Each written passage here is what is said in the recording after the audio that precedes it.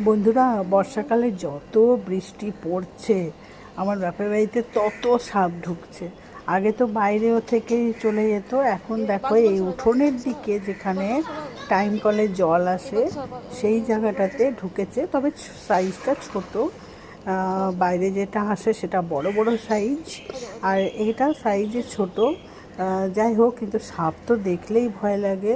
তো আমার ভাই তবুও প্রতিদিন এই কাণ্ড, প্রতিদিনের এই কাণ্ড, কোথায় যে ঢুকে কোথায় আছে বোঝা যাচ্ছে না। তো যাই হোক, ভাইপোর চোখে পড়েছে, আর ওদিক দিয়ে দেখো বেরোবে, আর মানে কতটা ওরা তিরিং বিরিং করে লাফায়, এই জন্য আরও বেশি ভয় লাগে। তো এবার ওই দেখো বেরিয়ে গেছে ওদিকে। সাপটা ছোট, কিন্তু দেখো তার তেজ, দেখো ওই দেখো লাফাচ্ছে, দেখেছো? এবার কোথায় ঢুকে যাবে সেইটাও ভয়, এদের উঠতেও যাবে ওদিকে আবার।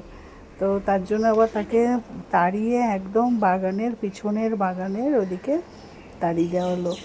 এরকম এইটা তো ছোট সাইজ, বড় বড় সব সাপগুলো মানে এখন ভর্তি, পুরো একদম সব সময় চলে আসছে এদিকে ওদিকে।